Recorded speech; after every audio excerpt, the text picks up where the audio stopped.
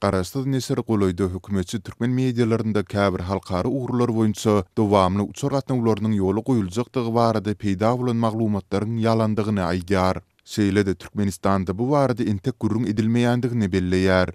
Bu ağırlıkda Türk Hava Yolları Gullugynyň wekili Azatlyň habarçysyny Türkmenistana uçuşlaryny ýoly goýmaga taýýardygyny, emma munyň türkmen tarapyna bagly bolup durýandygyny aýdýar. Munyň bilen baglylykda Türkmen Hava Yolları Gullugy azatlygy häzirki pursat diňe halkara charter uçurlarynyň amala aşyrylýandygyny, dowamly ýolugçy uçuşlaryny ýoly goýmagyň entek gözüňünde tutulmaýandygyny aýtdy.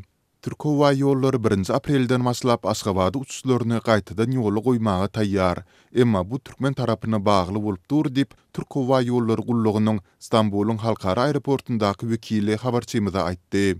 Türkmenistan koronavirus pandemiýasy sebäpli 2020-nji ýylyň martynda ähli halkara uçuşlary ýatyranyňdan soň durly ýurtlarda agyr ýagdaýda galandygyny aýdýan müňlerçe türkmen raýaty watanyny dolanyp bilmän kötünýär. Mundan öň 20-nji martda hökümetçi türkmen portal nisiri Russiýanyň Tataristan Respublikasynyň paýtagtyndaky Kazan aeroportunyň aprelden başlap Aşgabada uçuşlaryny ýoly goýjakdygyny habar berdi.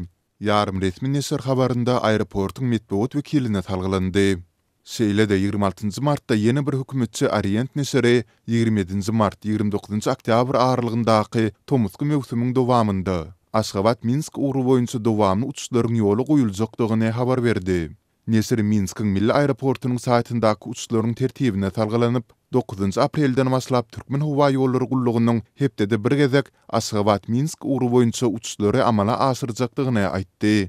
Emma garaşsyz Türkmen News nesiri Türkmen hökümetindäki öz çeşmesine talgylanyp ýurduň özünde halkary uçur gatnawlaryny dikeltmek barada gurrun edilmeýändigini aýdýar. Nesir Minskiň aeroportunyň uçar tertibinde Aşgabat ugru boýunça uçuşlaryň görkezilendigini, emma olary onlaýn ýagdaýda bilet satyn alyp bolmaýandygyny hem üns çekýär. Türkmen Hava Yolları Gullugynyň resmi web saýtynda täzeden ýoly goýuljakdygy aýdylýan uçur gatnawlary barada maglumat ýok. 29-njy martda Gullugyň wekili azatlygy häzirki pursat diňe halkara charter uçurlarynyň amala aşyrylýandygyny, dowamly uçuşlaryň ýoly goýulmagynyň entek planlaşdyrylmaýandygyny aýtdy.